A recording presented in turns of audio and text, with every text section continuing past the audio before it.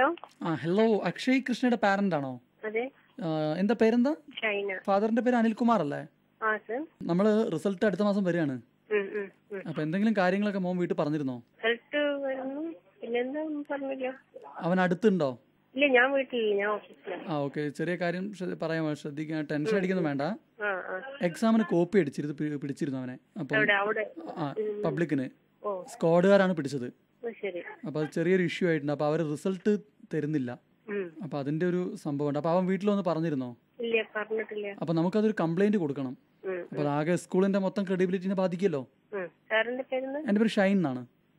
പക്ഷെ നിങ്ങൾ അവനെ വിളിച്ച് ടെൻഷൻ ആക്കി ഒന്നും പറയൊന്നും ചെയ്യരുത്. എന്താ കംപ്ലൈന്റ് കൊടുക്കേണ്ടത്? ആർക്കാ കംപ്ലൈന്റ് കൊടുക്കേണ്ടത്? നമ്മൾ ഇവിടെ വന്നിട്ട് നമുക്ക് ബോർഡിന് കംപ്ലൈന്റ് കൊടുക്കണം.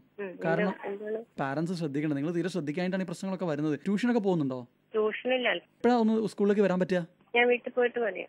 എന്നാ കംപ്ലൈന്റ് കൊടുക്കുന്നത്? ഡേറ്റ് എന്തോ കംപ്ലൈന്റ് കൊടുക്കണം. കാരണം എന്താ വെച്ചാൽ ഇന്നിപ്പം ഏപ്രിൽ മാസം ലാസ്റ്റ് വീക്ക് ആണല്ലോ. അപ്പൊ മെയിലാണ് റിസൾട്ട്. മെയ് പകുതിയോടുകൂടി റിസൾട്ട് വരും. അത് മെയിൻ പ്രശ്നം. അല്ലെങ്കിൽ ഒരു കാര്യം ചെയ്യണം, ഞങ്ങൾ അവന്റെ പേര് വെട്ടിത്തരാം ഇവിടുന്ന് 9th നിന്ന്. അപ്പൊ നിങ്ങൾ സഹകരിക്കുകയാണെങ്കിൽ അന്ന് ഞങ്ങളൊരു ഫാദറിനെ വിളിച്ചിട്ടുണ്ടായിരുന്നു. അപ്പോഴും ഫാദർ ഈ കാര്യങ്ങളൊന്നും പറഞ്ഞിട്ടുണ്ടായിരുന്നില്ല. മുമ്പ് ഹസ്ബൻഡ് ഫാദറിനെ വിളിച്ചിട്ടുണ്ടായിരുന്നു. ഇപ്പോഴൊന്നും ഈ വിവരം പറഞ്ഞില്ല. ഈ ലാസ്റ്റ് മൊമെന്റിൽ ഇങ്ങനെ പറഞ്ഞാൽ ഞങ്ങൾ പെട്ടെന്ന് ഞങ്ങൾ എന്ത് ചെയ്യാനാ? അല്ല, അത് എന്താ വെച്ചാല് 9th ഞങ്ങൾ മാറി കൊണ്ടുപോകായിരുന്നു.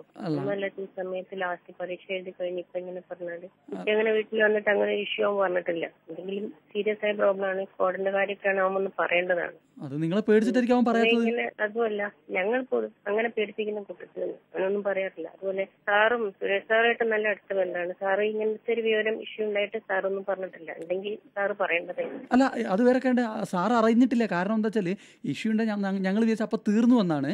പക്ഷെ ഇപ്പൊ റിസൾട്ടിന്റെ അപ്ഡേഷൻ വരുന്ന സമയത്ത് ഞങ്ങളുടെ റിസൾട്ട് തരില്ല എന്ന് ഇങ്ങനെ ഒരു ഇഷ്യൂ ഉണ്ടെന്നും ബ്ലോക്ക് ചെയ്തെന്ന് ഇപ്പോഴാണ് ഞങ്ങൾക്ക് ഫാക്സ് വന്നത്. അതാ പ്രശ്നം. ഒരു കാര്യം ചെയ്യും, ഞാൻ നമ്പർ തരാം. ഫാദറിനെ, ഈ കുട്ടീന്റെ ഫാദറിനെ വിളിച്ചോളൂ. ഞാൻ നമ്പർ. ആരാണ്? അനിൽകുമാർ ആണോ? അനിൽകുമാറിന്റെ നമ്പർ അവിടെ ഉണ്ടാവും. അനിൽകുമാർ നമ്പർ ഉണ്ട്. അനിൽകുമാർ എന്താ ചെയ്യുന്നത്? അനിൽകുമാറിന്റെ വീട്ടിലുണ്ട്. അനിൽകുമാർ ഇപ്പം ഒരു പ്രശ്നമായിട്ട് അവിടെ വീട്ടിലിരിക്കുകയാണ്. എന്താ ജോലി? ആക്സിഡന്റ് കഴിഞ്ഞിട്ട് വയ്യാത്തൊരവസ്ഥയിലാണ്. വീട്ടിലുണ്ട് ആള്. അപ്പൊ ആ വയ്യാത്ത അവസ്ഥയിൽ ഞങ്ങൾ ഇതും കൂടി വിളിച്ചു പറഞ്ഞാൽ അവർക്ക് അതും കൂടി ടെൻഷൻ ആവൂലേ? അങ്ങനത്തെ ടെൻഷന്റെ പ്രശ്നമൊന്നുമില്ല. കുട്ടീന്റെ കാര്യമാണ്. ആ ഫാദർ കഴിഞ്ഞ ദിവസം വിളിച്ചിട്ട് പറഞ്ഞിട്ടുണ്ട് കാര്യങ്ങൾ. ഈ വിവരം പറഞ്ഞില്ല എന്നാണ്. ഫാദറിന് ഞങ്ങൾ അഡ്മിഷന്റെ കാര്യം പറയാൻ വേണ്ടിട്ടായിരുന്നു. ഒരു കാര്യം ചെയ്യാം ഷൈന, ഏറ്റവും നല്ലത് എന്താ വെച്ചാൽ നിങ്ങളൊരു കാര്യം ചെയ്യൂ, TC വാങ്ങിക്കോളൂ. 9th TC ഞങ്ങൾ തരാം. അപ്പൊ ഒരു കൊല്ലം കുട്ടീനെ വേറെ ഈ അവസാന നിമിഷത്തിൽ ഒരു പരീക്ഷ എഴുതി കഴിഞ്ഞ കുട്ടീനെ വേറെ സ്കൂളിൽ കൊണ്ടുപോയി ചേർക്കാന്ന് പറഞ്ഞാൽ കുട്ടിക്ക് അതൊരു പ്രശ്നമല്ലേ? മാനസികമായിട്ടൊരു പ്രശ്നം ഉണ്ടാവും. അല്ല, കുട്ടിയുടെ മാനസികം നോക്കി ഞങ്ങൾക്ക് ഞങ്ങളുടെ കാര്യം നോക്കാതിരിക്കാൻ പറ്റില്ലല്ലോ. ഞങ്ങളൊരു കാര്യം 9th ടോപ്പ് സ്കോറിലുള്ള ഒരു മാർക്ക് ലിസ്റ്റ് തരാം. അതുകൊണ്ട് കാര്യമില്ലല്ലോ. അവൻ പഠിക്കാതെ കിട്ടുന്ന മാർക്ക് അവൻ ആവശ്യമില്ല. അല്ല, അങ്ങനെ അപ്പൊ ഞങ്ങൾക്ക് ഇപ്പൊ അതിൽ ചെയ്യാൻ പറ്റും. നിങ്ങൾ കാര്യം ചെയ്യും, നിങ്ങൾ ഗവൺമെന്റ് സ്കൂളിലേക്ക് മാറ്റിക്കൊള്ളൂ. ഇങ്ങനെ ഈ റിസൾട്ട് കാത്തിക്കുന്ന കുട്ടീന്റെ കാര്യത്തിൽ ഇങ്ങനെ പറയാൻ പറ്റും? ഇങ്ങനെ സാർ ഇങ്ങനെ പറയുന്നത്? ഞങ്ങൾക്ക് 100% വിജയം, അതാണ് ഞങ്ങളുടെ ലക്ഷ്യം. ഇങ്ങനെ പ്രശ്നം ഉണ്ടാവാൻ നിങ്ങൾ നേരത്തെ പറയുന്നത് ഞങ്ങൾ അവിടെ നിന്ന് മാറ്റിക്കൊള്ളായിരുന്നു. എന്നെ വിളിച്ച സ്ഥിതിക്ക് ഈ കുട്ടീന്റെ അച്ഛനെ കൂടെ ഒന്നും. അല്ല, ഞങ്ങൾ ഇനി ഇത് ആരും വിളിച്ച് പറയുന്നില്ല. ഞങ്ങളൊരു കാര്യം, ഞങ്ങൾ TC എഴുതി വെക്കാം. നിങ്ങൾ എപ്പോഴാ വന്ന് വാങ്ങിക്കോളൂ. ഞാൻ വരാം. അത് ഞാൻ ഓഫീസിലാണല്ലോ, ഞാൻ വരാം. നിങ്ങൾ ഏതായാലും 100% വിജയത്തിന്റെ പ്രശ്നമാണല്ലോ. ഞങ്ങളോട് ദേഷ്യമൊന്നും ഉണ്ടാവരുത്.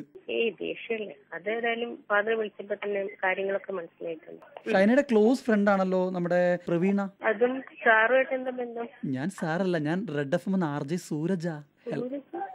Red FM. Hello my dear, wrong number. ശരി. നല്ല പറ്റിക്കലാട്ടോ പറ്റിക്കുന്നത്.